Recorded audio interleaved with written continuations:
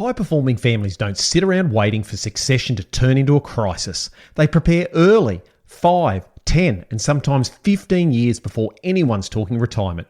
That's what the dozen families at our last Roadmap workshop came to do, and they rated it 9.5 out of 10, with feedback like, "I finally understand where I fit.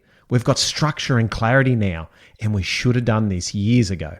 They walked in uncertain. They walked out aligned, confident, and energised about the future. And for some, it was the first time they'd ever sat down as a family and talked about what comes next. We ran 4 Roadmap workshops this year, and every single one sold out. The most recent one was almost entirely families who were on the wait list. In 2026, I've only got capacity to run 2 of them, and they will sell out again. So if you want first crack at the seats when dates open, get on the wait list now. Join agricoach.com.au/take action. That's www.agricoach.com.au/take action. All right, let's get back to the episode. G'day, welcome back to another Wealth and Wisdom podcast. I'm Ben Law and I'm the Financial Bloke, back with another mini episode. These short episodes are all about giving you a spark of clarity, something to chew on between feeding the cattle, moving mobs, driving the tractor, or just poking around the paddock. Think of it as a few minutes to get out of the grind and think a bit bigger about your family, your business, and your future. So today we're going to talk about fear. Not the kind our great-grandparents faced, but the tiny, modern kind that still manages to stop us in our tracks. Now, I want to give you some context for where I'm going with this. You see, my great-grandfather fought in World War I. He was in France. He was in the trenches, mud up to his knees, rats, gas, death everywhere, artillery shaking the earth, men trying to kill him. He killed men to survive. He watched his mates die. He lived through hell, the real kind. And sometimes I imagine sitting down with him today and telling them what I'm scared of. Something like, I get nervous sending tough messages, or starting hard conversations, or telling someone the truth they don't want to hear. And you can kind of picture his face, can't you? He'd look at me like I'd absolutely lost the plot. "You scared of what, lad? A conversation? I had shells trying to turn me into mincemeat." And fair enough, from his world, that reaction makes total sense. But here's where it gets interesting, because in another way, he's completely wrong. Because the truth is, the monsters didn't disappear, they just changed shape. He faced physical fear, instant, obvious, brutal. But we face psychological and relational fear, subtle, invisible, but it's constant. And here's the part most people miss. Your brain reacts to a hard conversation the same way his reacted to a German rifle. The threat is a threat. Your biology doesn't care whether it's a bayonet or a boundary. It only knows danger. So the problem isn't that our fears are too small, it's that our nervous system is too old.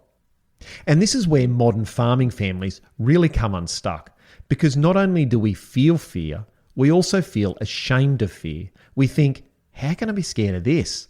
My great-grandfather lived through hell. So we double down, we judge ourselves, we harden up, and we avoid the conversations altogether. And avoidance always grows into something worse. That shame becomes resentment, and resentment spreads over 5, 10, 15, or even 20 years, and it's what quietly breaks families.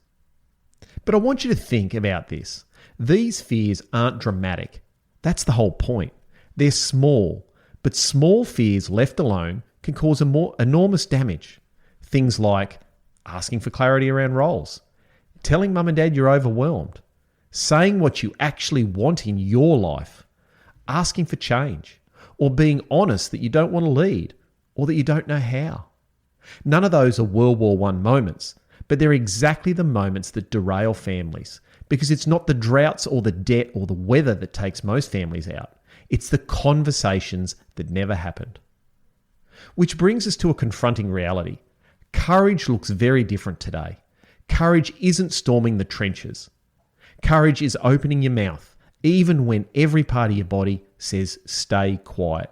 It's saying the things that need to be said, asking the questions nobody wants to ask, adding the truth you've been avoiding, setting the boundary, or starting the conversation before it ultimately blows up. You don't need a bayonet. You just need 5 seconds of courage and a bloody sentence. So let me leave you with these two things. First, the reassurance. You're not weak for feeling the fear. Your nervous system is just prehistoric. It still thinks belonging equals survival. It reacts to emotional danger the same way it reacts to physical danger. But second, the challenge. High-performing families don't let these tiny modern fears run the show. They act anyway. They talk early. They move forward even when their stomach drops and you feel sick. That's the difference between a family that thrives for generation and one that drifts apart quietly, one avoided conversation at a time. So here's the question, the one that my great-grandfather would ask, blunt as a hammer. What fear, small as it is stopping you from taking action? Because that fear, that simple modern fear, is the one that's most likely costing your family the most. Until next time, I want you to take the step your great-grandfather didn't get the chance to. Speak up, be honest, and build a family that lasts. So if you've enjoyed this mini episode, make sure you share it with a family or friend that might benefit from it. So until next time, I'm Ben Law, I'm the Financial Bloke, and remember, it's more important who you are than what you've got. I'll see you next time.